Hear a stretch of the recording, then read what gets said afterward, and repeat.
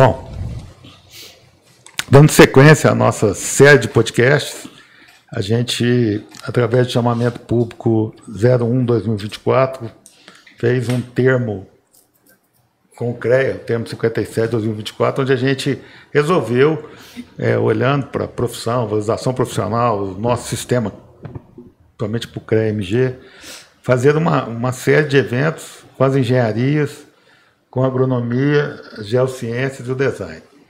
E hoje a gente está aqui, né, com o doutor Eduardo. Eu vou pedir para ele se apresentar agora. A gente comprou o passe dele de BH. O presidente Marcos Gervásio, que fica em BH no CREA, sabe que é difícil trazer a turma daí para cá, como é difícil levar a nossa turma para aí também. E estamos aqui com as engenheiras Carolina e Paulo, que estão sempre nessa retaguarda com a gente, também ajudando a gente a desenvolver esse processo, esse projeto que a gente está fazendo aqui. Então, antes de vocês se apresentarem, eu vou pedir, doutor Eduardo, eu recebi um áudio, currículo, eu gostaria que você, doutor, e tal, falasse das áreas, porque nós vamos tratar de 4 situações aqui muito atuais. Então, gostaria que você colocasse as suas credenciais, por favor. Nome, formação, as áreas de atuação, por gentileza. Ok, agradeço o convite, Karim. Muito bom estar aqui com vocês hoje. Falar de temas que são muito importantes realmente para a agronomia, né? Engenharia agronômica de uma forma geral. Meu nome é Eduardo Buxan, eu sou natural de Belo Horizonte. É até estranho falar isso, né? Uma cidade grande em que tem agrônomos. Realmente a gente tem alguns agrônomos. Tem até um grande amigo meu, que é Samuel Petracone, lá do diretor financeiro do CREA também. Formamos no curso, na escola juntos, e depois os dois nos tornamos agrônomos, somos dois de Belo Horizonte. E a agronomia é realmente algo apaixonante, né? Formei na Universidade Federal de Lavras em 2006, onde eu também fiz mestrado e doutorado em produção vegetal. Depois eu parti para o pós-doutorado mais para a parte de solos, fertilidade, nutrição. Depois eu pensei sobre a minha carreira e me tornei professor. Então hoje sou professor universitário, atuo no curso de agronomia, também nos cursos técnicos, né, curso técnico em agropecuária, na zootecnia. Para mim, a agricultura é apaixonante, então produzir alimentos, estar ali no campo é uma coisa muito boa, sempre me encantou muito.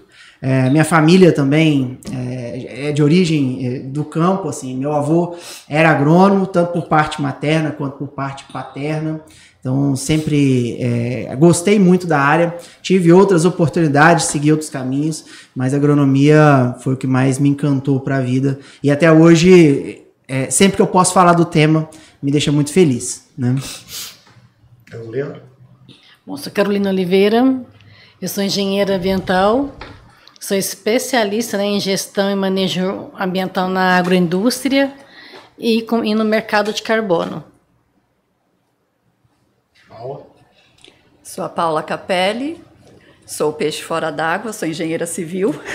Não, mas peixe fora d'água tem engenharia de terra, tem agronomia também. Peixe fora d'água, mas ela fez biomedicina, então tem alguns aspectos, querendo ou não, dentro da agronomia, tem dentro a dessa parte questão, de nós pesquisa. trabalhamos. Paula Barreirinha não é mole, não. Fez biomedicina, engenharia civil mesmo, né? Civil.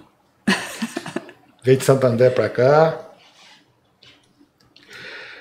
Eita, você falou do nosso diretor financeiro do CREA, ele, por intermédio dele e de outros diretores, do Bernardo, do CREA, a gente está trazendo, a gente trouxe o Gustavo aqui, porque a ideia é o Instituto fazer uma parceria com a Sociedade Mineira de Engenharia Agrônoma.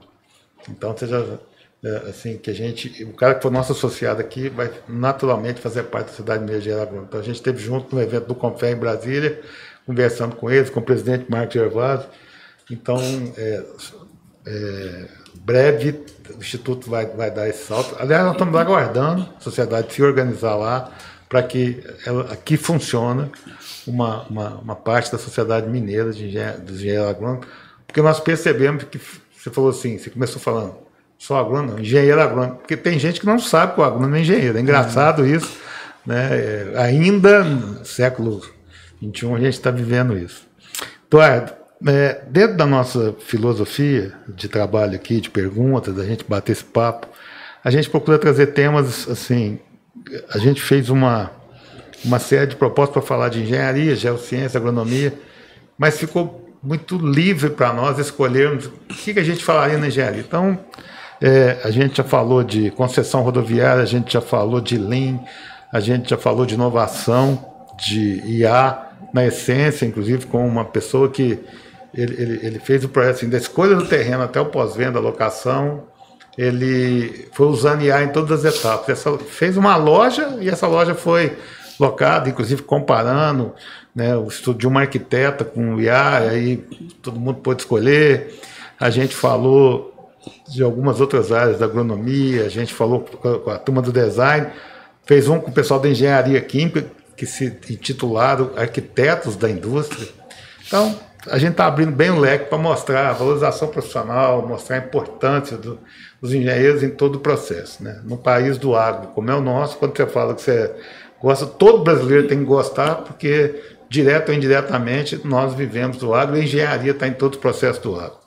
Mas eu vi aqui, em uma das suas falas, no seu currículo, alguma coisa da área de mudança climática, que é um assunto que nos incomoda a todos, né? A turma do saneamento fala que, se levar o pé da letra, você faz um estudo hoje, pega a última chuva, projeta. Aí você fala, não, para o projeto ir para a rua mesmo, vamos dobrar a chuva por 2, porque está muito rápido. Então, aqueles estudos, o que a gente fez com o pessoal de concessão foi a mesma coisa, né? Os manuais estão antigos, precisam atualizar, inclusive a preocupação, qual o impacto de uma chuva maior, excessiva. A gente está falando das tragédias que tem mundo afora. Como é que a mudança climática, não só, quer dizer, o que ela tem a ver com o agro e como ela impacta, porque fala assim, está desmatando, tem isso, tem aquilo, tem sempre, né? Mas como ela impacta o agro, né? E assim, o agro ajuda a segurar, porque eu já vi isso. Tem gente que fala que porque a produção, porque isso, outro fala que não, o agro é a favor, tem práticas ambientais corretas. Como as mudanças climáticas impactam no agro e, ao mesmo tempo, como a mudança climática impacta na produção agrícola, que é talvez o que move o país, né? Produção, produtividade, PIB, e aí as contas vão acontecendo. Como isso acontece? Como isso se dá? Bom, a intervenção humana, né, no clima, ela acontece em todas as atividades que a gente desempenha. Na agricultura também, claro, né? Quando a gente fala em agricultura, parece algo simples, mas a gente está falando de um sistema que é o solo, planta, atmosfera, e tudo isso interagindo ao mesmo tempo, né? Então, o aquecimento, por exemplo, da temperatura ao longo do tempo, é claro que a gente não pode ser leviano em afirmar algo, mas assim, os estudos climáticos podem eventualmente identificar esse aquecimento ao longo do tempo. Isso afeta o desenvolvimento das plantas de várias maneiras. Por exemplo, em como elas vão florescer. Isso pensando apenas na planta. Em que temperatura esses frutos, essas flores, elas vão se desenvolver melhor ou não. Também pode influenciar diretamente aí em pragas, doenças. Então pode aumentar o número de pragas, podem surgir novas doenças. Então isso pode impactar de uma forma muito prejudicial. Mas eu acho que para a agricultura o mais importante é o ciclo da água, né? Então a gente espera sempre que a chuva ela aconteça de uma forma recorrente, contínua, e essa variação no ciclo da chuva, né, isso pode sim atrapalhar muito a produção agropecuária no Brasil, no mundo. Então, em várias regiões a gente tem registros aí de problemas com chuva. E no Brasil, principalmente, é a época chuvosa que a gente vai produzir mais grãos, né? E o grão, soja, milho, sorgo, eles impulsionam a economia do Brasil. Então, se a gente tem quebras nessa produção, principalmente aí pelo ciclo da chuva, isso vai impactar diretamente a vida de todos os brasileiros. Independente da pessoa gostar ou não de vai soja, ter custo aí envolvido, vai ter custo, entender isso, né? Vai ser um problema, né? Então, assim, o que é mais importante é a gente pensar em estratégias. Eu sempre falo para os meus alunos que a gente não consegue mudar o clima, mas a gente consegue estudar o clima, entender como ele pode funcionar, como ele pode influenciar a produção e se adaptar, né? Então, o grande desafio é esse, em como nos adaptarmos a essas mudanças e, em paralelo a isso, como mitigar essas mudanças, né? A agricultura tem suas responsabilidades, claro, como qualquer outra atividade humana tem suas responsabilidades na mudança climática, nos efeitos aí que podem ocorrer no planeta, Mas existem também boas soluções. Vocês já devem ter ouvido falar no Plano ABC, que é a agricultura de baixo carbono, tem investimento aí alto nisso, né? E como produzir de uma maneira mais eficiente. E ao longo do tempo a gente tem aprendido muito isso, né? Sistema de plantio direto, que até pouco tempo atrás era desconhecido, hoje é amplamente utilizado. Cobertura vegetal, integração lavoura-pecuária, que é uma tecnologia também recorrente. Então existem estratégias para que a gente possa impactar menos o clima. Então a agricultura tem essa possibilidade da gente se adaptar. Se a gente for pensar bem, lá em Israel, por exemplo, que é um clima super inóspito, é possível plantar. O que eles fazem? Eles usam adequadamente a água, eles têm tecnologia para isso. Irrigação, por exemplo, por gotejamento, é algo que a gente trouxe para o Brasil, foi desenvolvido lá. Então a tecnologia está diretamente envolvida nessas mudanças climáticas. Antes a gente estava falando um pouquinho sobre genética também, né? Para plantas, a gente tem normalmente temperaturas ideais para florescimento, para frutificação.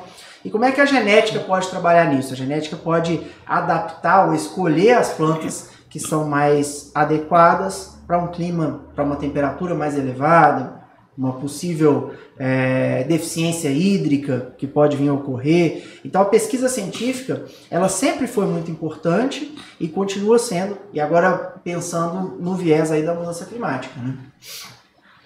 Tem até um caso, uma publicação da Embrapa, salvo me engano, na década de 2000, ou talvez um pouco antes, mas foi por aí. Salvo me engano, Eduardo Assad. Ele falava já que... Japonês e qual eu? Era esse da Embrapa. Se houver uma mudança climática, o próprio café do Cerrado pode desaparecer. Ele já falava, tanto que naquela época muitos produtores de café ficaram até contra ele por conta disso. Já há mais de 20 anos atrás. Então, isso é um fato relevante que, caso haja certas mudanças climáticas, pode ser que algumas culturas aqui no Cerrado podem ter tendência a desaparecer ou ter que ser alteradas. E uma outra questão, o Brasil é um país que pouco se utiliza da água. Tem água em abundância, porém não utiliza irrigação. E isso é muito questionado nos grandes centros de irrigação, como no Vietnã, no próprio Iraque, né? O Brasil é questionado por isso. Mas isso é cultural ou é por questão financeira, custo? Como é que isso, por exemplo, a gente usa ou não? Por exemplo, a discussão que tiver pela nova lei de saneamento, você tem que ter 2 fontes que abastecem a cidade. Aí nós temos o Rio Claro, que faz o tal, tem o Rio Beraba, aí se fala em trazer água do Rio Grande, que eu, inclusive, sou amplamente favorável, até para liberar, porque tem pivô de irrigação, a discussão é quem que tem preferência. Então, a minha pergunta para os dois, principalmente você que está falando do café, começando por você, depois o doutor Eduardo complementa, vou chamá-lo de Eduardo, para... Né, é cultural, né? Tipo assim, a gente tem extensão de terra demais, e aí a gente não se adaptou a...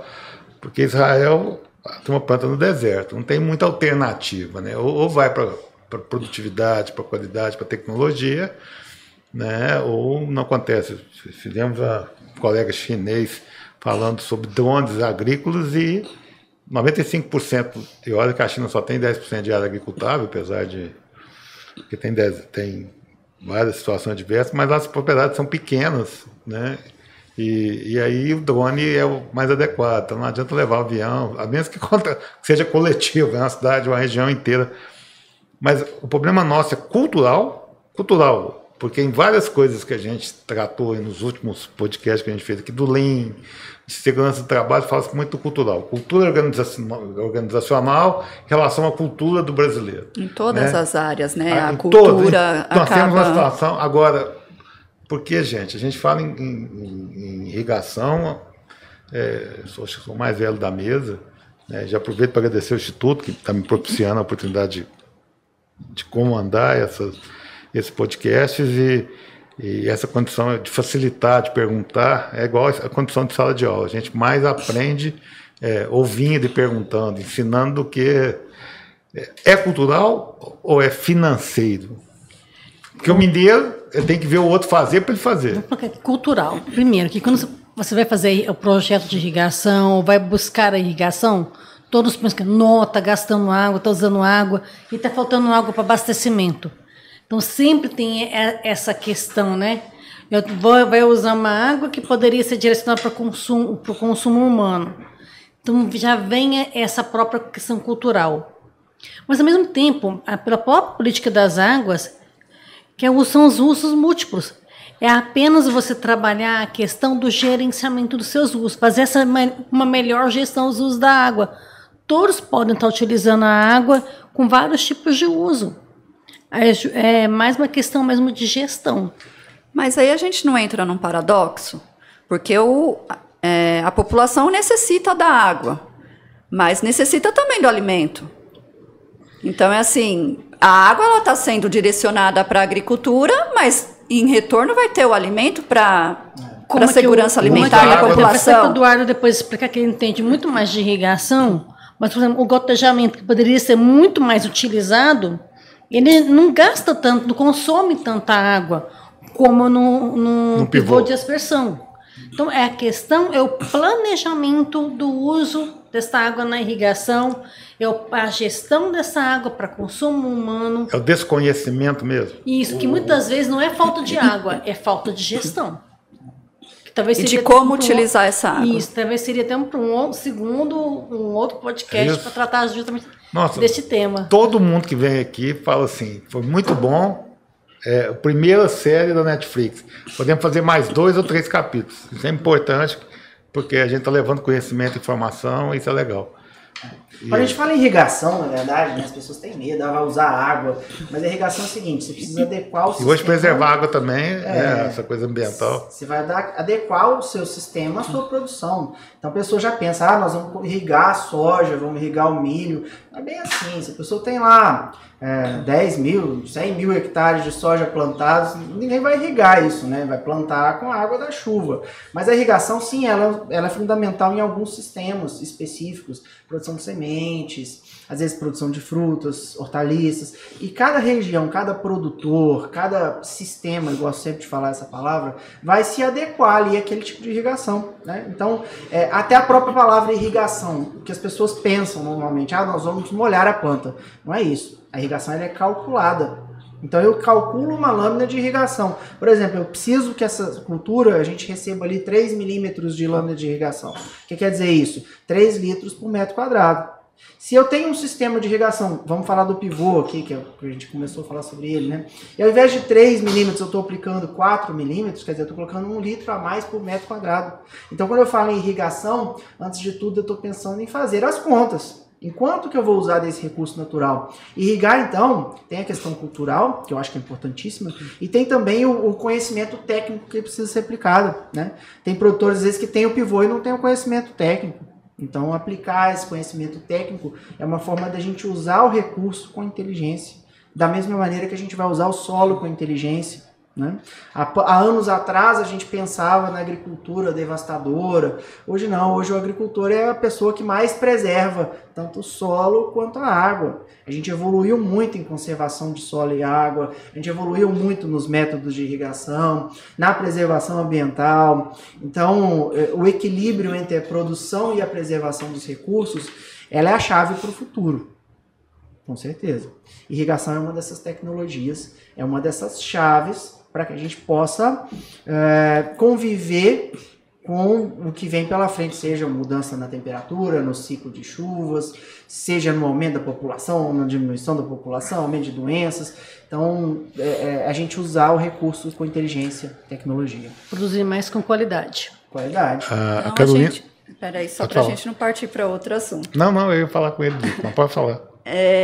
Então, quando a gente fala de irrigação, já seria uma alternativa do agro para as mudanças climáticas. Também. Porque hoje a gente já sabe que já teve, né, a gente já vem passando por alteração climática, né, já há um certo tempo.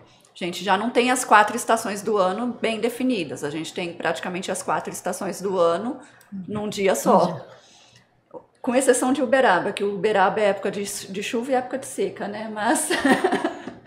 Mas assim, Então, essa irrigação que hoje ela se torna cada vez mais necessária já é uma alternativa para as alterações climáticas que vem acontecendo. Sim, tecnologia.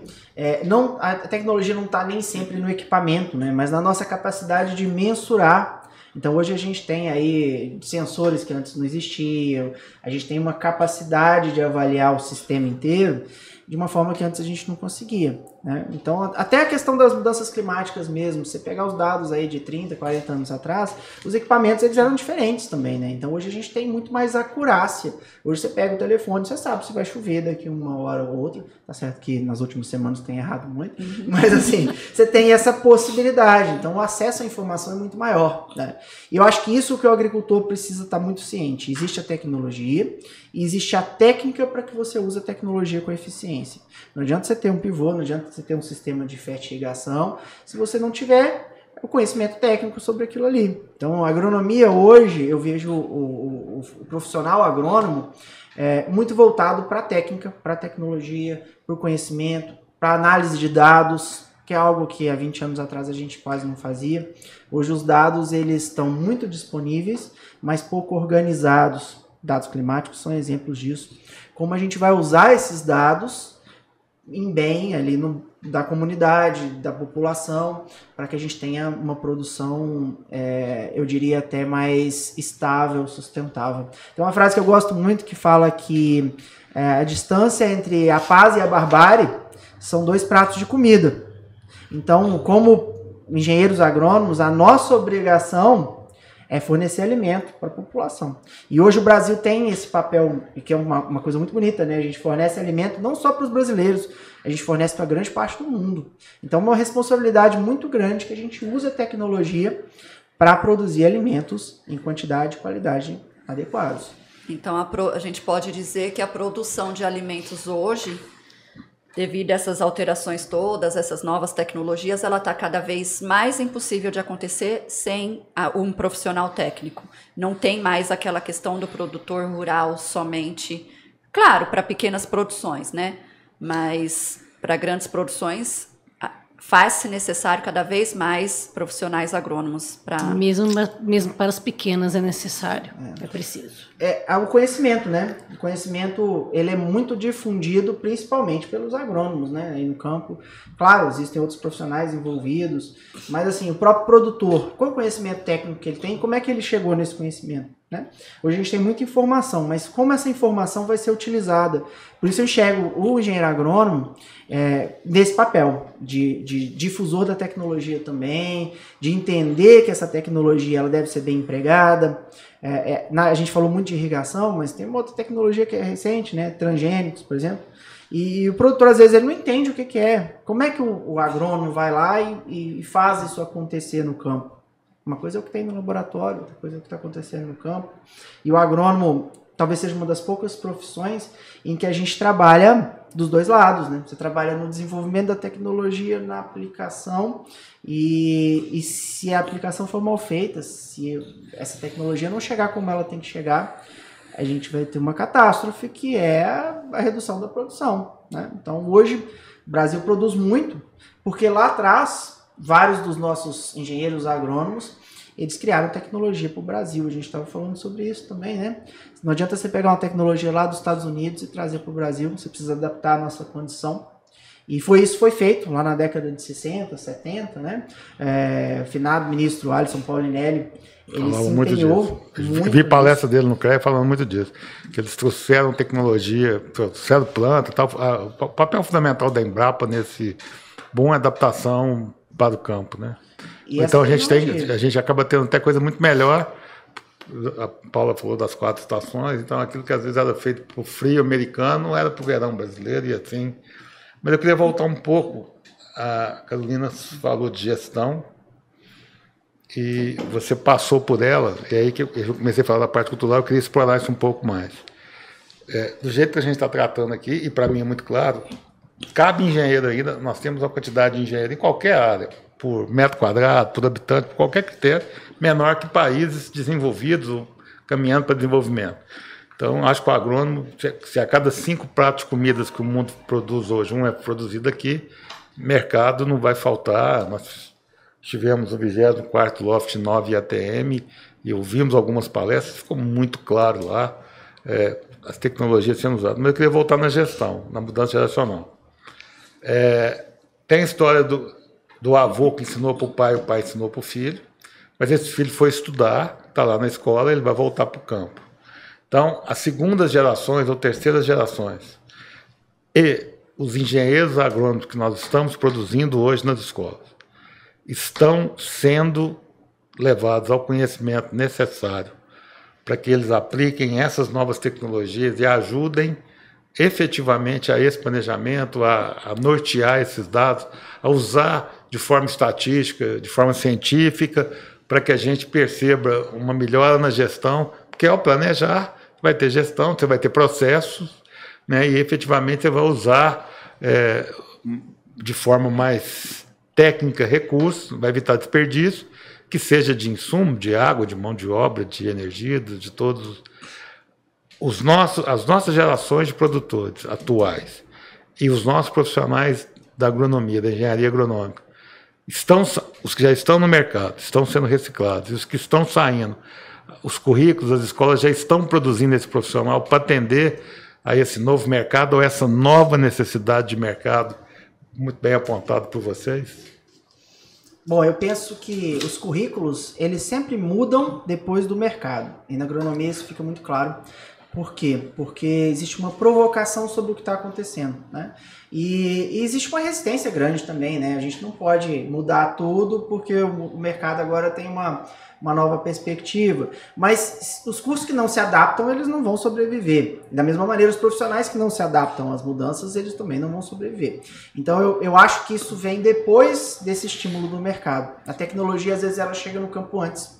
Isso é um problema também, porque a tecnologia chega, as pessoas não sabem usar adequadamente, e em determinados momentos, essa tecnologia pode ser queimada. Então, a formação técnica, hoje, ela tem que ser mais rápida do que ela era há 20 anos atrás. E hoje a gente tem recursos para isso, a gente tem internet, a gente tem inteligência artificial, a gente tem outros caminhos. Eu acho que o mais importante, que eu pelo menos tento passar para os meus alunos, eu acho que isso é um ponto que deve ser sempre feito, é em como encontrar a solução, né? Problemas a gente vai ter, dificuldades a gente vai ter, mas como a gente vai chegar nessa solução? Aquele profissional que consegue se desenvolver nesse ritmo do mercado, ele precisa ter habilidades que vêm antes da tecnologia, né? São as chamadas soft skills, é a capacidade dele resolver ali o problema que está perante ele, né? Então, eu acho que a formação do profissional tem que ter bases muito sólidas e tem que ter essa capacidade. Por que eu falo das bases muito sólidas? Não adianta só a gente pensar na tecnologia sem ter o conceito. E o aluno normalmente ele quer a tecnologia. Mas o que você tem de conceito hoje que você consegue entender essa tecnologia? Então, acho que a gente tem que ter bases fortes, resolver problemas, e a partir daí a gente ir incorporando a tecnologia. O mercado sempre vai chegar a tecnologia antes, mas os nossos profissionais, eles precisam saber interagir com isso. Carolina? Bom, eu concordo com o que o Eduardo falou. Os alunos hoje eles estão recebendo uma grande carga de informações da mesma forma que os professores. Hoje estamos na era da informação. Se brincar, já está até passando já dessa fase. Então, as informações estão chegando a cada instante, são informações novas. Um exemplo aqui na área de geotecnologias. O que você aprende hoje, daqui a um ano, se você não estiver se mantendo atualizado, você vai, espera aí, como é que faz mesmo? Tanto de coisa nova que vem, que chega, de novas informações, novas técnicas. Então, é algo que acaba sendo um aprendizado contínuo. Não só para o aluno, mas para o professor também. Vocês estão falando, gente, é uma coisa que dei aula durante 25 anos formando profissionais. Mais fácil é a conclusão do curso, é sair da sala de aula, né? Basicamente, na grande maioria das escolas, o aluno não precisa estudar nem uma hora aula equivalente a uma hora de estudo. Se fizer metade, ele vai passar sem grandes dificuldades, mas a gente sempre alertava ele que a hora que você formar, você começa a estudar. Não é que teoria e prática, o que ele está vendo na escola, não é isso não. É porque, quando você é estudante, quando você está fazendo estágio, quando você está aprendendo, você pode perguntar qualquer coisa de qualquer jeito, você pode ser estudante. A hora que você se torna profissional, e ninguém nunca pergunta onde você formou, ninguém nunca pergunta quem te deu aula, e ninguém nunca pergunta com quanto você passou. Então você não pode culpar ninguém que não seja você mesmo pela formação que você adquiriu. E antes eu falava para ele assim, para 2 anos, vai trabalhar, depois você faz a pós, o mestrado, porque senão o aluno vem muito, somente o que é novo, né? O que vem, meus alunos a partir dos 24, 25 anos, quando eles chegavam na escola, eles chegavam mais prontos do que a meninada que vem de uma vez. Então eu falo, para os mais novos, respira para você ir para a escola, não preocupar com prova, com nota, nem com chamada, mas com conhecimento. O que vocês estão falando é que esse tempo de recorrência está cada vez menor. Ele tem que estar lá na graduação, já preocupado com o que está acontecendo na rua, antenado com o que está acontecendo. Antes a gente tinha um livro, um bom resumo, uma enciclopédia. Hoje tem informação para todo lado, mas se não souber o que faz com ela, a gente não vai chegar a lugar nenhum e o cara vai ficar perdido. Então, cabe a esse profissional de mercado, quem já está no mercado, o CREA trata até 5 anos de formado como recém-formado. Então, quem está recém-formado, quem está se graduando e quem já está há mais tempo, tem que buscar informação qualificada, fazer treinamento, não parar no tempo e espaço, porque vocês também, de tudo que vocês estão falando, há mercado para engenheiro agrônomo. O dia que eu conversei com o pessoal da engenharia química, há mercado para engenharia química, quem formar será absorvido, e eles ainda falaram negócio de água, né? Antigamente, cada 3 litros de água você faz um de chope, hoje é 2,7, que eles já estão produzindo mais, preservando insumos. Então, está todo mundo tentando melhorar e há espaço para isso. Eu acho que eu posso entender de tudo que vocês falaram aqui até agora, as mudanças climáticas vão impactar, já estão impactando, né? Podendo gerar custos, inflação, e o alimento chega mais caro na mesa das pessoas, e aí adiar não vai ter ninguém ganhando com isso.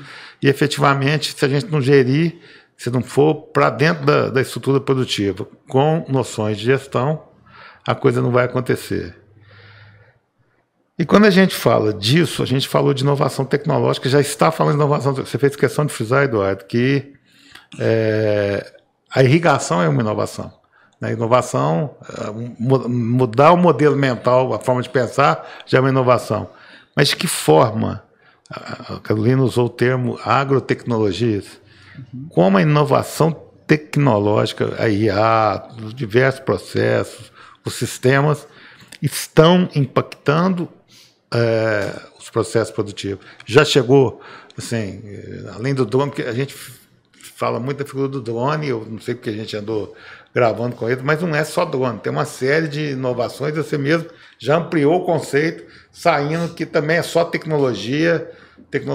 Mas hoje tem sistemas, aplicativos, mapeamentos que o cara vai até te formar a hora melhor de você plantar. Só falta falar, planta isso ali que vai acontecer.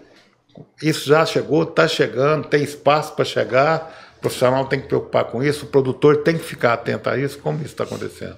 A tecnologia, ela sempre chegou, né? Agora a gente está com a digitalização, acho que nos últimos 10 anos, né? Que era o grande desafio do campo, né? Digitalizar o campo.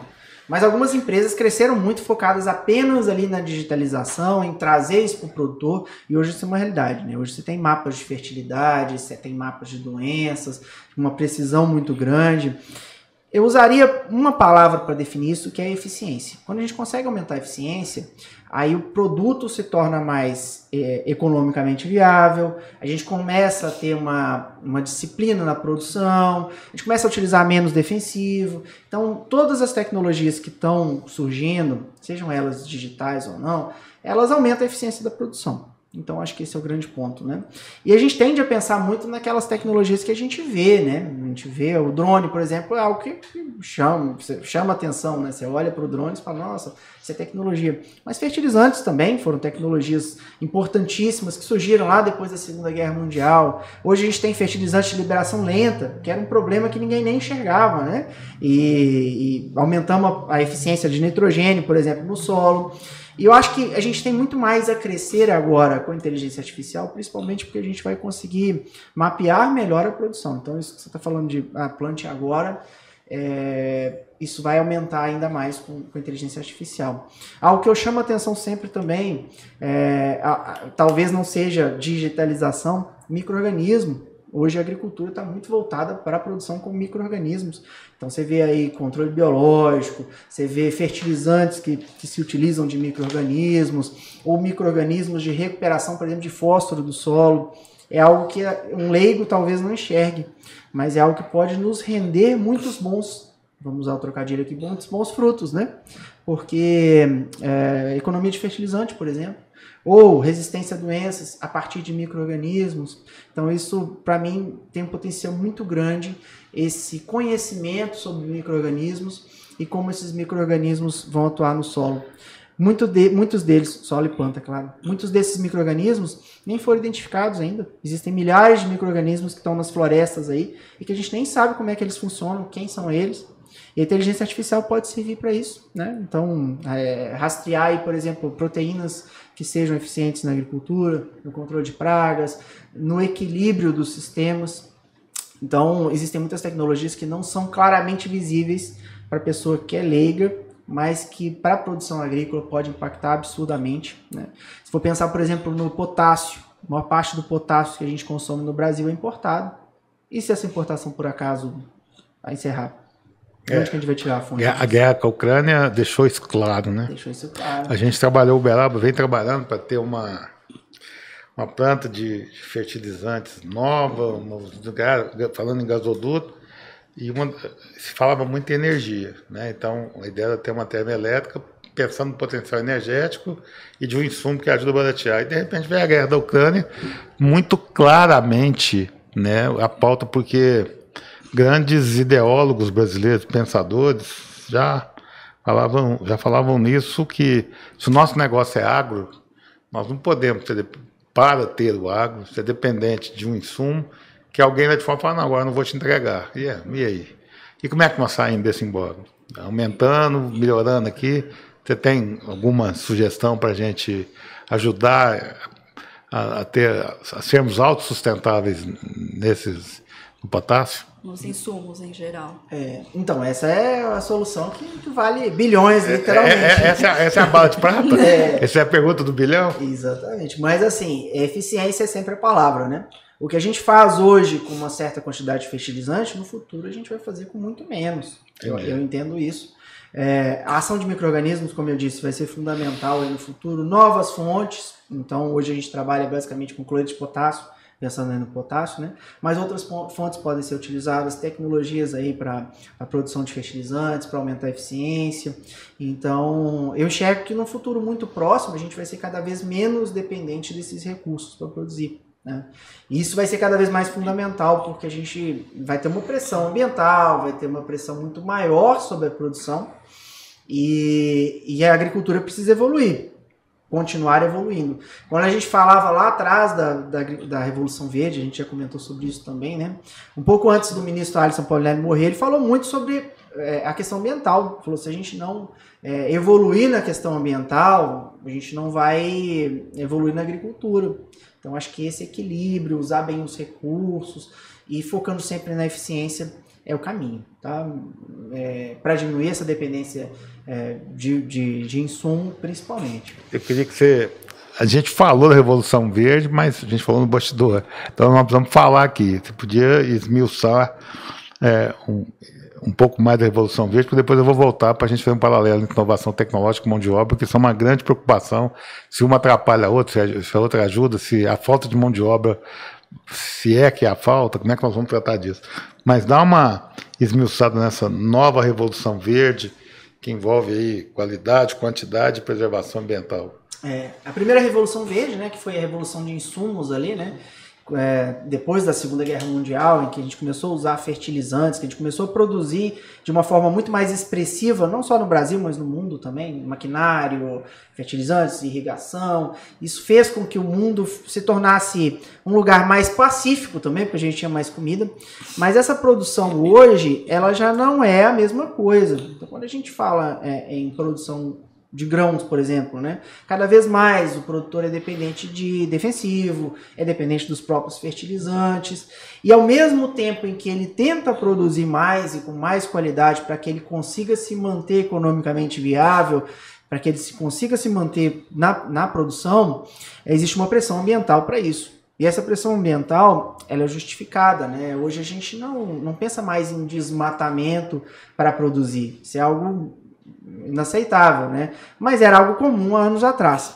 Tinha um professor meu muito famoso, uma pessoa excepcional, Alfredo Chaide Lopes, e tem uma frase dele que ele fala assim, que se a gente recuperasse áreas degradadas de pastagem no Brasil, apenas com o uso do calcário, que é uma tecnologia muito barata, a gente não precisaria derrubar mais nenhum pé de árvore, e o Brasil ia produzir absurdamente mais para o mundo inteiro.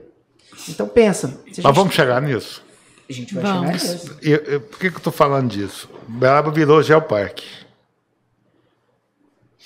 E são 3 os gigantes, né? O Chico Xavier, os dinossauros e o zebu. Uhum. Eu tive a felicidade de ter escutado mais ou menos essa frase. Ele falou em usar. O presidente da BCZ, nós estamos atravessando, ia ter solenidade nesse momento. Eu fui representando uma entidade, não vem ao caso aqui, e na hora que a gente estava caminhando, o presidente da BCZ fala para os avaliadores, um espanhol e um uruguaio que morou aqui. Nós vamos dobrar a produção de carne até 2033, sem desmatar mais nenhum metro quadrado de floresta. Ele nem chegou a falar aqui. O espanhol parou e virou, o que você está falando? É isso que eu estou falando. Nós vamos dobrar a produção de carne sem desmatar. E sem mexer no equilíbrio do gás carbônico. A solenidade só foram os dois falando disso. E para mim foi ali, porque eles declararam que Uberaba foi a única cidade que o relatório não fazia jus ao potencial da cidade. Todo mundo faz um relatório para mandar para lá, chamado dourar o pavão, né? O cara fala, e às vezes não é, e que Uberaba tinha capacidade. Mas para mim, essa frase. Então, quando você fala de recuperação, a gente percebe o tamanho da riqueza do Brasil, né? Porque você me diz o seguinte, nós não vamos ter potássio aqui, mas nós vamos usar cada vez menos. Então a gente vai continuar produzindo, vai ganhar eficiência, vai usar menos, vai ficar menos dependente. E aí, sobrando lá, os caras vão ter que vender para a gente talvez mais barato, porque a gente é grande consumidor. Né? A história do gás. Então nós podemos dizer que nessa primeira onda de Revolução Verde, segunda onda, o Brasil vai estar à frente dos grandes países produtores. O Brasil já é um dos maiores, só aproveitando o que a gente já fez. Porque houve muito incentivo para muito desmatamento no passado, porque ninguém tinha essa noção. Né? Então não há que se falar em crime ambiental por aquilo que se desconhecia, que era uma regra e não uma exceção. Uhum. Mas então nós vamos chegar nisso, a Revolução Verde vai passar por dar esse salto de qualidade. É isso, Eduardo Carolina? É isso, Carolina? Sim, nesse caso da pastagem, né? A pastagem degradada, ela emite muito gás carbônico. Então, a tendência hoje não é só a questão de produzir mais, e com mais eficiência, e com gastando menos recursos. A questão também é o mercado, a exigência lá fora do mercado de carbono. Então, a partir do momento que eu consigo utilizar meios, técnicas produtivas, que consiga absorver o gás carbônico também, eu estou melhorando a minha eficiência também. Então, ao reformar uma pastagem, aí eu estou reduzindo a emissão de gás carbônico. Então, já estou ganhando mais, ganhando uma melhor qualidade também na região. Então, esse é um fator também que está melhorando também no processo produtivo também. Então, hoje o mercado de carbono, dentro da agricultura, do agronegócio, ele tem uma possibilidade de expansão e já melhoria fantástica. O lá fora é bem engraçado, né? Por exemplo, nós estamos esse acordo do Mercosul, que é assinado, mas não implementado. Tem hora que eu sou engenheiro civil, tá? Estou aqui. Mais um peixe fora d'água. Mas pronto para ser pescado. Não, mas o mediar é bom por isso. Mas eu tenho a percepção que se exige muita coisa ambiental. Sabe aquela história do faço o que eu faço, o que eu falo, mas não faço o que eu faço? Uhum. eu vejo assim, a Europa moralmente não qualificada para ficar cobrando aquilo que a gente não tem. Vou dar um exemplo bobinho aqui.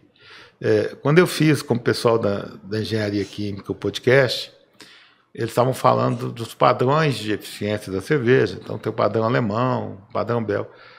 Tem um tipo de cerveja que a Bélgica produz, que a gente não pode produzir aqui, é fermentação a céu aberto. O que tiver, vem, depois a gente separa. E o Brasil não deixa. Então a gente vai lá fora, paga caro por uma cerveja, todo mundo fala, nossa, cerveja é belga. Só que aqui a gente não pode fazer. E lá eles fazem. O que está nessa cerveja?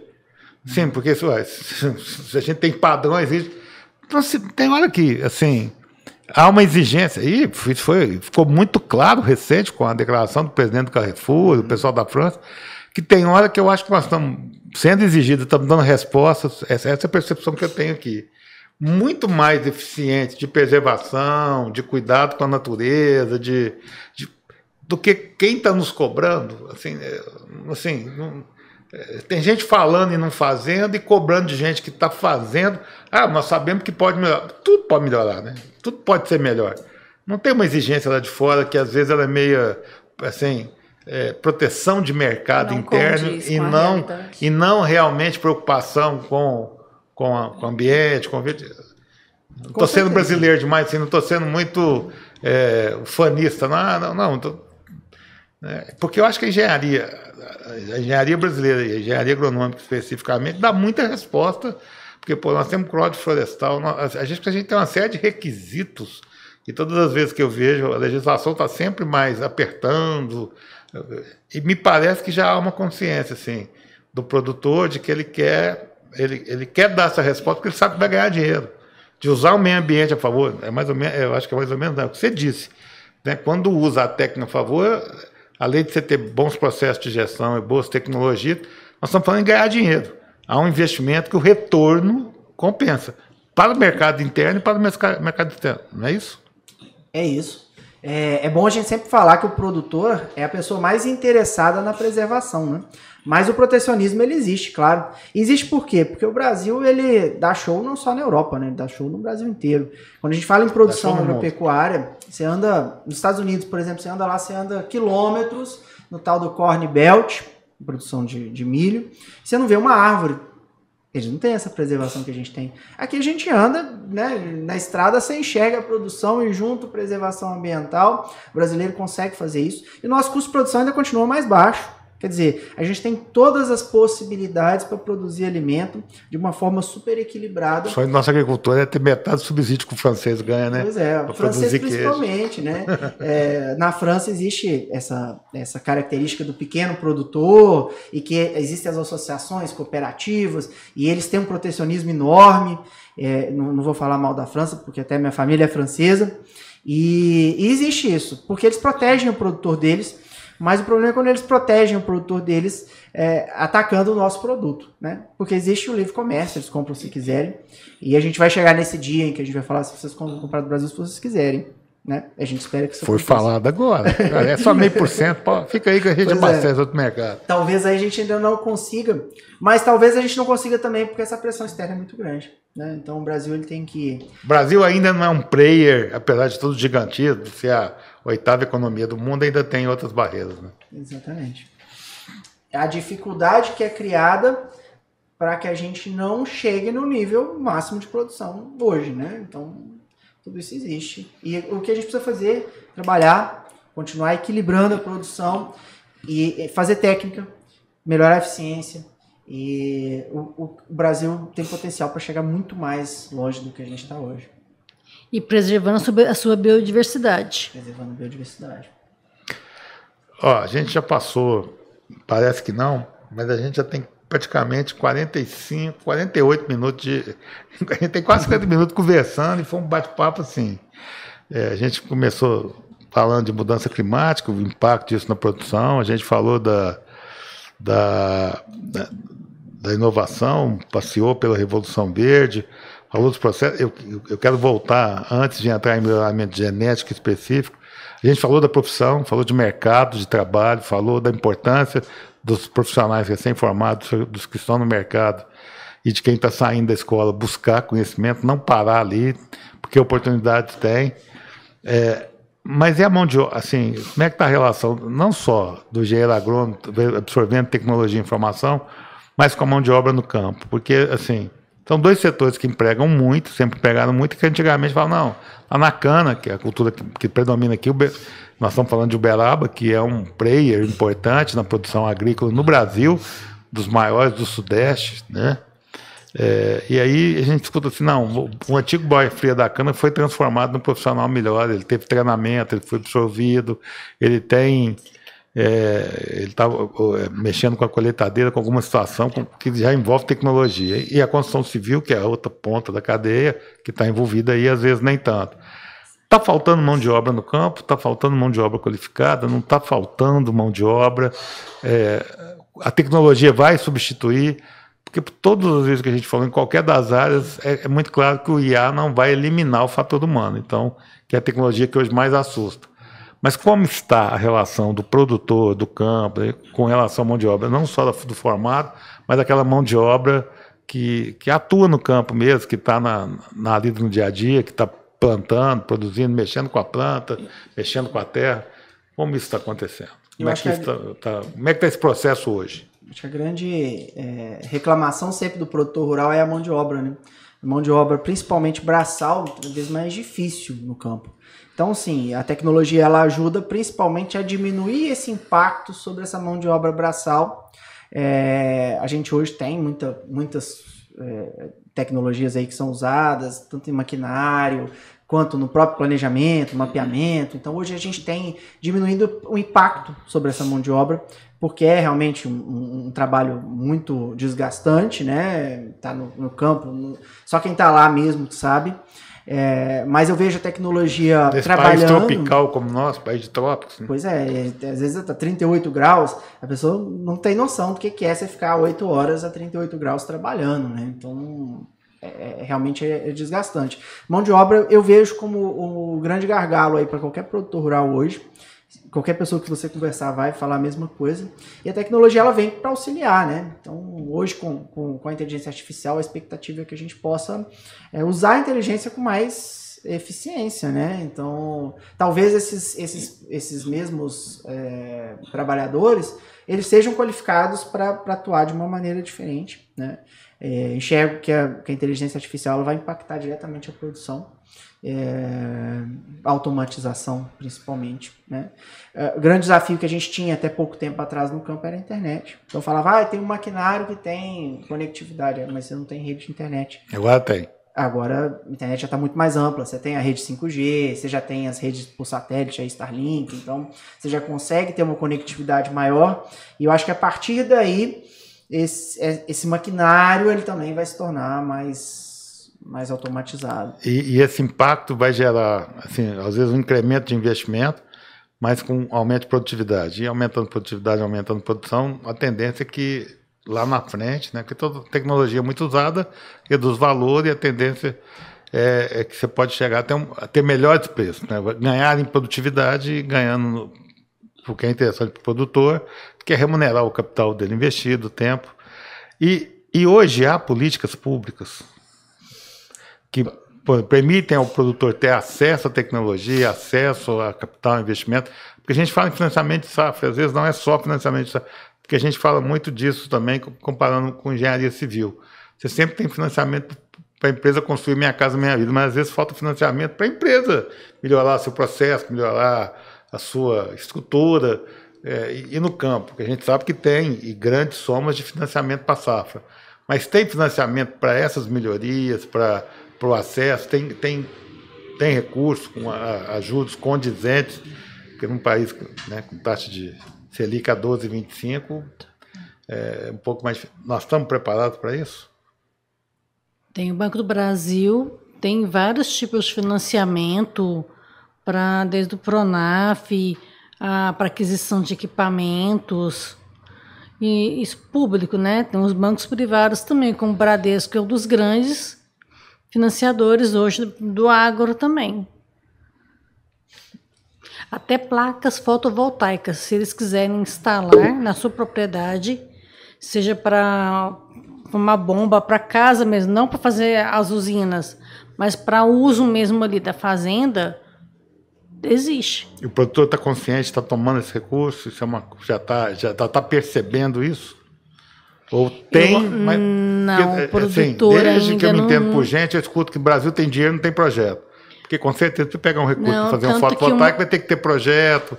Nós vamos esbarrar de novo na coisa cultural. Tanto que uma das grandes que eu ouço, né, de engenheiro agrônomo conversando, eu quero maiores informações, eu quero buscar mais técnicas, melhores formas de fazer o crédito rural. Então, eles sentem essa necessidade de se qualificar, de saber melhor como buscar e de que forma buscar esse recurso. E o crédito rural ele tem se tornado, assim, às vezes mais acessível, né? Hoje tem muitas cooperativas de crédito que são bancos, né? Então, cresceu absurdamente, né? Como se cobre, né? Só um paralelo. Tem prefeituras também trabalhando com esse incentivo. É até uma pergunta que eu iria direcionar para você, Eduardo. É possível a gente plantar qualquer coisa em qualquer lugar do Brasil? É como Maná? Não, eu vou falar por quê. A Carol ela utilizou, né, essa questão de cooperativas. Vou citar um exemplo pessoal meu, né, familiar. O meu pai não é engenheiro agrônomo, ele saiu daqui de Uberaba, da construção civil, foi para o Mato Grosso. E lá ele se aventurou à produção rural de frutíferas, que normalmente é do Nordeste, uva, manga, goiaba, e ele se aventurou nessa área e ele conseguiu fazer, através de estudos, claro, ele teve, né, a técnica por trás dele, de alteração daquele solo, porque Mato Grosso é a terra da soja, né? E ele conseguiu ali fazer essa produção, uma produção assim, não tão pequena, mas também não a ponto de... Mas foi junto com uma parceria com a prefeitura. Então, criaram uma cooperativa, a prefeitura deu esse incentivo, com a mão de... treinou, né, esses produtores rurais, capacitou a mão de obra e ali criou essa cooperativa. E esses produtos produzidos lá eram repassados para a própria prefeitura, eram utilizados em merendas escolares, muitos deles, alguns tipos de fruta ele conseguiu até mandar para exportação. Então, assim, é possível plantar qualquer coisa em qualquer solo do Brasil? Tecnicamente, sim, né? Pero Vaz de Caminha já falou isso lá na carta que ele escreveu, né?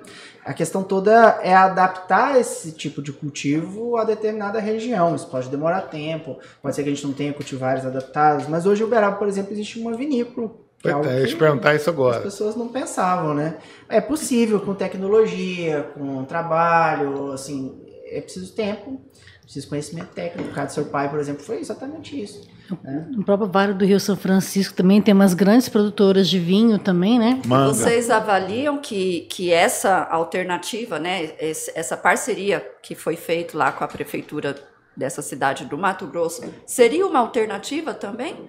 Uma das alternativas para se manter uma segurança alimentar no Brasil? Com certeza. Tem o plano da alimentação para escolas, né, que é muito importante, principalmente para os pequenos produtores. E eu acho que o papel do poder público na agricultura está justamente aí, em propiciar que o agricultor produza, né, se desenvolva e não atrapalhar a produção, não dificultar. Então, acho que quando tem essas iniciativas público-privadas que estimulam a produção, que dão ali esse pontapé inicial, isso é muito bom. Uberaba também, isso já tem sido feito em alguns casos, em outras cidades, e o papel da prefeitura é justamente isso, não só a prefeitura, mas... E isso cabe para o pequeno, para o médio e para o grande produtor. Cabe tecnologia para todo mundo. Essa coisa de não precisar de grandes extensões para diluir tecnologia, acho que isso também já está ficando um pouco por terra, não está não? Assim, a Embrapa fez isso, né? A Embrapa era federal e na figura lá do Alisson Polinelli fez com que a tecnologia fosse aplicada. E hoje a gente é grande produtor de grãos, muito por causa da Embrapa. Mas a Embrapa também está envolvida com frutas, com hortaliças. Então essa tecnologia ela vem sendo aplicada e em grande parte em parceria com o poder público, né?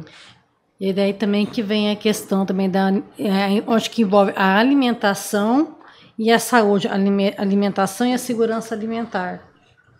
É onde que você começa também a trabalhar questões de alimentos com qualidade e que visem também proporcionar saúde também. Bom, o saneamento, gente, já é um fator. O número pode ser muito grande, que R$1 aplicado no saneamento reduz R$4 de aplicação na saúde. Acho que é claro, né? Porque já está mais que estudado. A criança que não enxerga isso, tem problema, não tem óculos, vai para a escola, tem problema visual.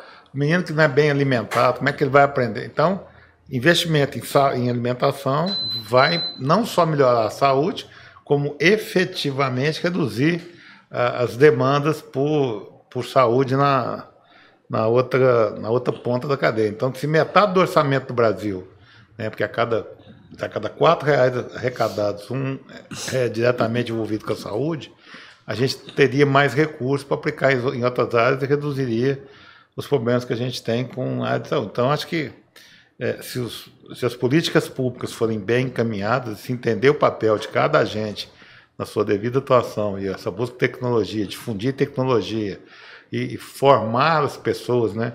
Assim, e as pessoas aprendem. Eu comentei dos engenheiros químicos da indústria cervejeira. Não tem tantos anos que ela está aqui, mas ele já percebe, veio de fora, acabou de chegar, está vindo para ficar de uma outra unidade, uma pessoa daqui contratada, em pouco tempo. Braba não tinha a cultura, refrigerante não é cerveja, mas já melhorou. Quer dizer, pouco tempo, poucos convênios, estudos feitos, você vai treinando a população, ela aprende rápido. Então, se a gente investir em educação é fundamental, qualquer tempo, o poder público entender seu papel, se a gente pudesse, para quem está nos vendo e ouvindo, vendo e ouvindo, de novo, tem a engenharia cabe em todo lugar, a engenharia agronômica dá um show, é uma referência nacional, assim como mundial, assim como todas as outras áreas. O Brasil tem profissionais, o profissional precisa estar melhorando, tá antenado, buscando as informações. E está claro que quando o poder público ajuda com políticas públicas de qualidade, a gente vai alimentar melhor o nosso povo, melhorar a saúde do povo e reduzir custos desnecessários com saúde, né? Porque ver uma pessoa morrer por falta de alimento, independente de onde ela está, é um negócio que não é possível, né? A riqueza concentrada na mão de tão poucos e gente morrendo porque falta um prato de comida com, né, com vitamina, com saúde. Nós estamos caminhando para o nosso final. Acho que a gente não falou ainda muito da parte genética, que a Paula estava rezando para falar disso. Apesar de ela estar perguntando. Posso falar só um pouquinho dessa questão da comida? Uhum. Porque tem um outro grande problema que a gente não enxerga, que é assim, quando a comida aumenta muito de preço, a população passa a consumir alimentos que não são alimentos, né? Que são ricos em açúcares, em gorduras. Isso faz mal porque essa população ela vai se tornar mais obesa, ela vai ter outros problemas como diabetes, hipertensão. Então o alimento de verdade, ele tem que ser acessível para a população. Você está falando de bolacha e macarrão, né? Bolacha e macarrão. E não é só no Brasil, não. Não estou falando só disso também, não. É de modo geral. Mas de carboidratos, de uma forma geral, e gordura trans, né? Então aquele alimento ultraprocessado, ele não é exatamente o que a agricultura faz, né? Então, a nossa obrigação é manter os preços baixos. A agricultura não faz bolachinha recheada. O alimento de verdade... não é carne. Não, carne que não é carne. Fundamental. Isso tem acontecido em outros países. Há pouco tempo eu estava no Chile e eu percebi os jovens consumindo só bolacha, Coca-Cola e refrigerante, né? Por quê? Porque o preço de frutas, por exemplo, estava muito caro. Então eles estão parando de consumir isso lá. E isso é um risco que a gente corre aqui também. Então o alimento ele tem que ser barato para a população estar saudável. Então o alimento, assim, na primeira infância, ter realmente os cardápios ricos, feitos por nutricionistas, tendo produtos do campo, usando os agricultores, tomando cuidado, fazendo o menino na escola ter boas refeições.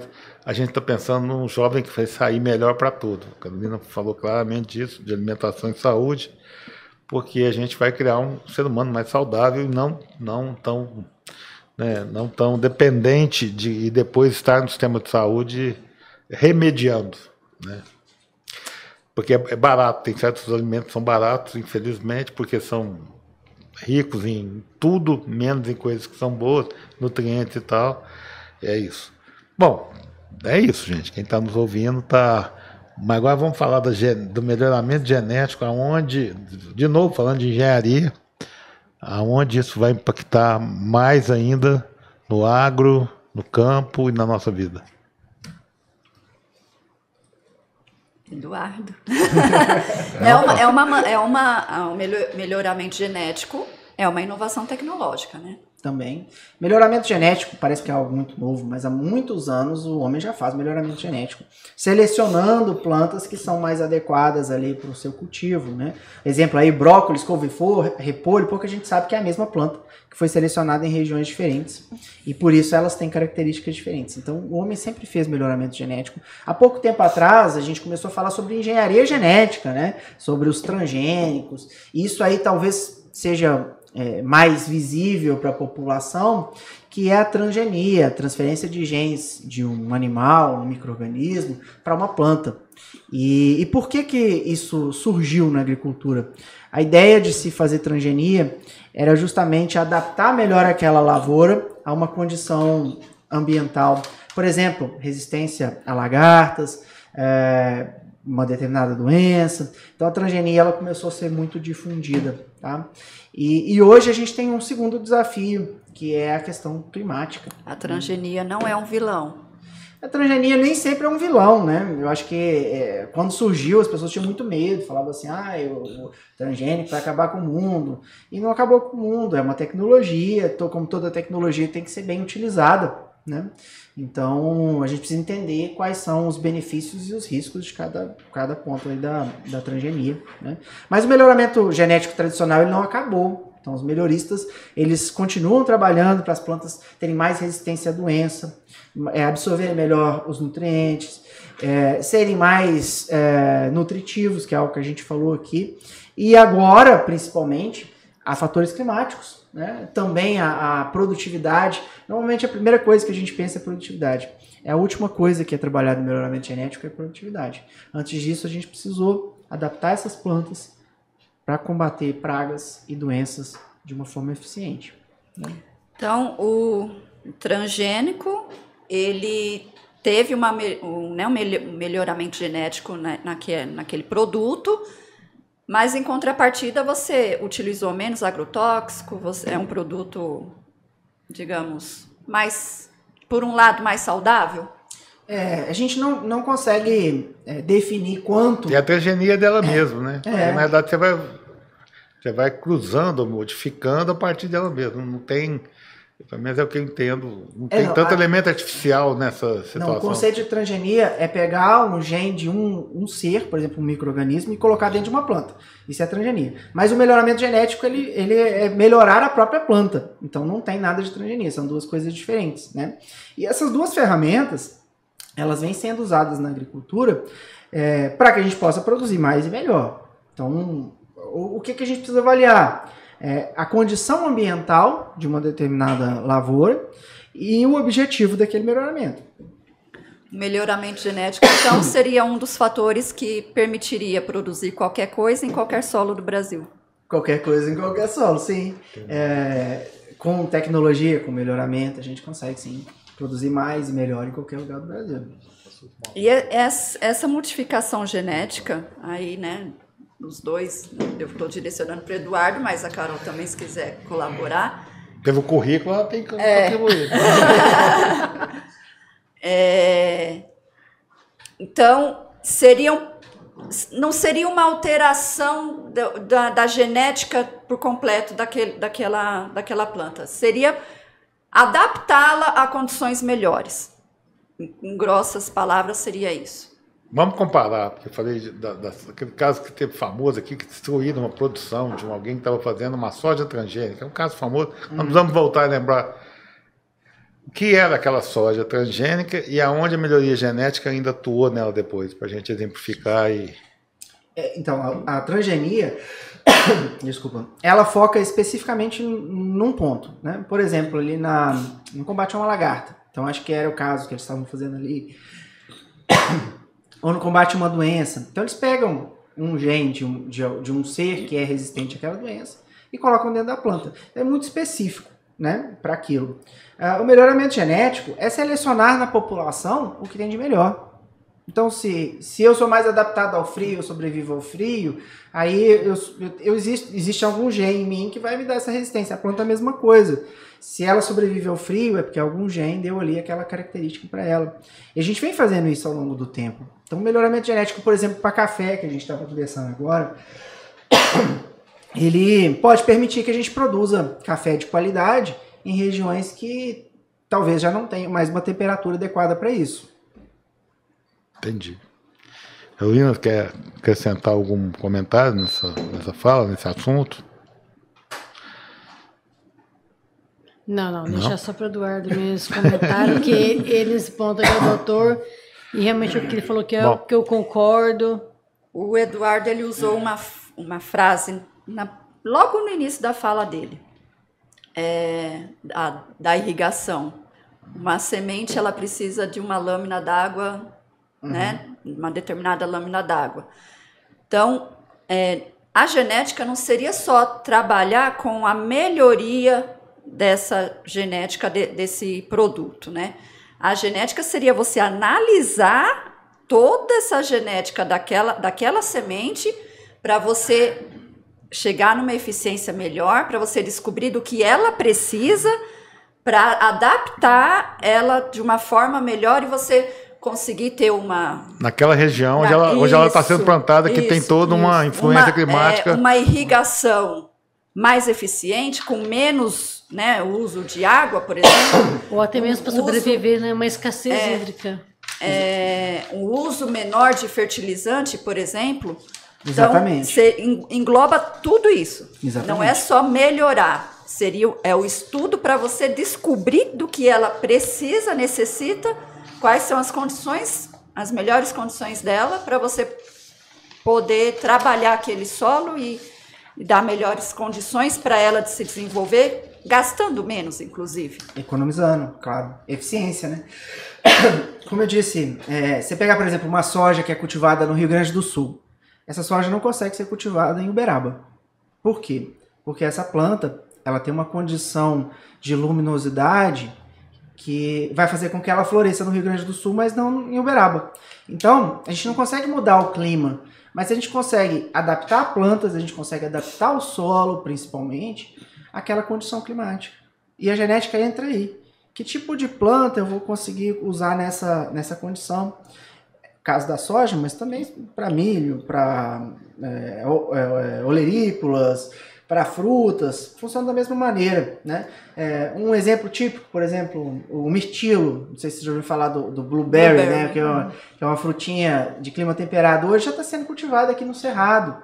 E o que foi feito? Foi se selecionando ali plantas que fossem adaptadas para essa condição. Aqui em Uberaba mesmo a gente já tem Por sinal, a minha filha falava, mãe, eu quero blueberry. Eu falei, da onde você tirou isso? Dava um trabalho achar blueberry para ela, hoje eu já consigo achar aqui em Uberaba. Até maçã, né? Um tempo atrás a gente quando que comia maçã? Só se viajasse de avião. Hoje o Brasil tem uma produção grande de maçã. Então o melhoramento genético está justamente nesse trabalho.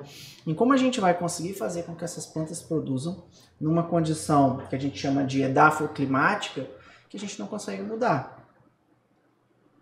Aí entra a questão do melhoramento. Se o clima vai mudar, nós vamos ter que melhorar essas plantas. Se a gente vai ter menos água, nós vamos ter que melhorar essas plantas. Se a gente não fizer isso, a produtividade vai cair absurdamente, a gente vai perder eficiência, e aí a produção vai cair. Então a gente pode falar que a área da pesquisa ainda é a área que mais necessita de profissionais. Pesquisa é fundamental. E até mesmo o melhoramento genético, até mesmo para melhorar o uso de defensivos agrícolas, para reduzir a quantidade de defensivos agrícolas que se é aplicado. Também pode até associar isso também. Exatamente. Se a planta é mais resistente à doença, você vai aplicar menos, por exemplo, se ela é mais resistente a fungos, você vai aplicar menos fungicida. Se ela é mais resistente a insetos, você vai aplicar menos inseticida.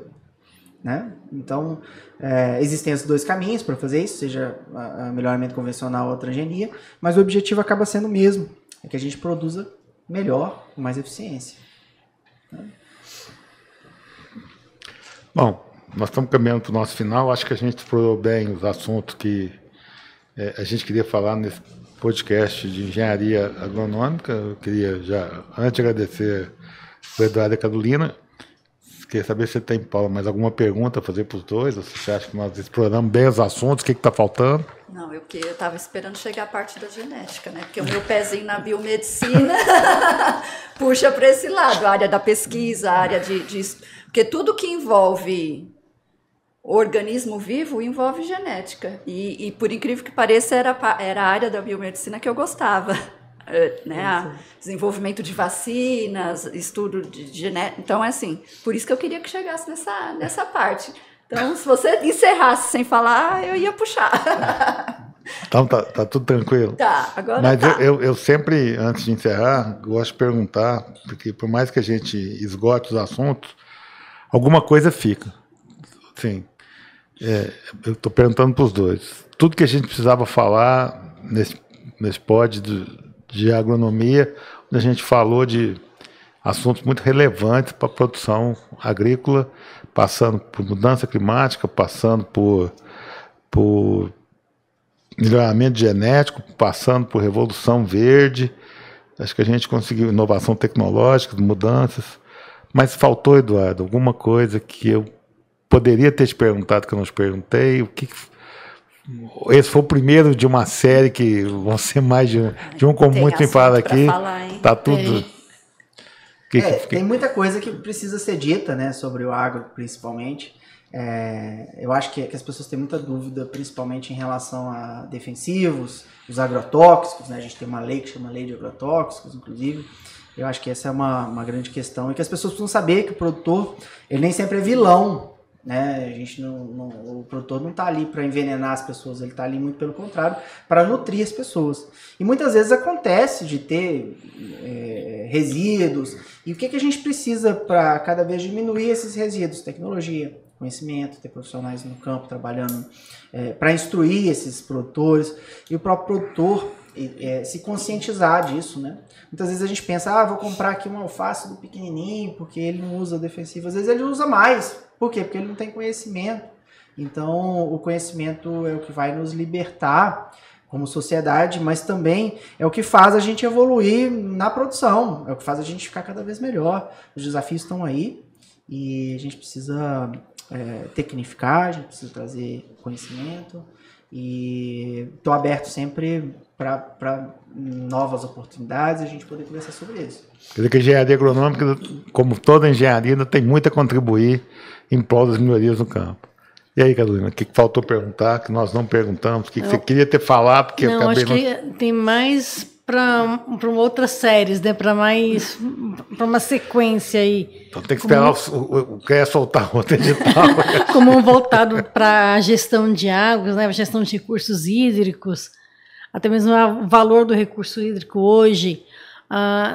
Nós conversamos e nós não conversamos aqui sobre a cultura regenerativa, né? O cultivo regenerativo, que é algo Dá tempo interessante. De conversar, ué.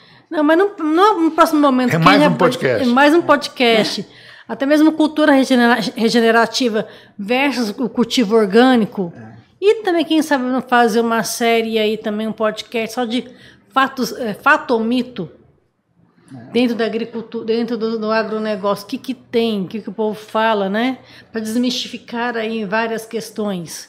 Exatamente. Hoje eu perguntei para uma pessoa, conversando fora daqui, sobre um assunto. Ele falou, isso é mito puro. E aí eu lembrei que no dia que eu fiz o podcast com o pessoal da engenharia química, eu perguntei se a água... porque a cerveja... Não, o cara falou, precisa ter água. O resto é com a gente, com cervejeiro. Não me pergunta mais do que isso que eu não posso avançar. Há muita coisa de mito, né? O Carolina falou. Já vi discussões, tem um Paulinelli aqui também, e ele de vez em quando entra nessa discussão. O gado gera efeito estufa. É o grande vilão do efeito estufa. Tem isso mesmo? Sim. O gado não é muito a minha área, mas é o seguinte, gado que a gente produz no Brasil, ele é produzido em campo, né? Não é confinamento. O grande problema que eu vejo na produção animal é a produção de metano, né? Mas isso acontece muito em gado confinado. Então, isso é uma grande preocupação lá na Europa, nos Estados Unidos, que eles têm aqueles confinamentos, né? Aqui a gente cria gado no pasto que não vai produzir metano da mesma maneira. Por que isso pegou no Brasil? Porque os primeiros estudos que a gente tinha com a emissão de gases na agropecuária, aparecia sempre o metano na produção animal. E aí parece que isso colou no Brasil. Ah, o Brasil tem muito gado, então deve ter muita produção de metano também. E não é bem assim, a nossa produção é muito diferente da deles, né? Então podemos deixar o gás, os gases de efeito estufa para o próximo. Fora o que a Carol citou, né? As políticas de carbono, né? Então acaba entrando que compensa, né? Então, essa é uma área que eu acho que nós temos muito para explorar. Eu tive uma experiência, fui na China atrás de uma indústria cimenteira que ia ser feita com. Nós temos aqui a fertilizante, a atual Mosaic, na época era Fosfert, ainda era estatal. E a ideia era aproveitar a sobra do gesso, a nossa rocha fosfática. Nós fomos nos Estados Unidos e na China atrás de entender tecnologia e buscar porque ia ser produzido sem gerar gases, carbono, e a gente ia ganhar crédito com isso. Então, uma autoridade dos Estados Unidos em fertilizantes, por que a gente não faz aqui? Porque o nosso é radioativo. O que vocês podem fazer lá? Porque o de vocês não é. Você só tem que cuidar um pouquinho de impureza e um pouquinho de... que é fácil, né?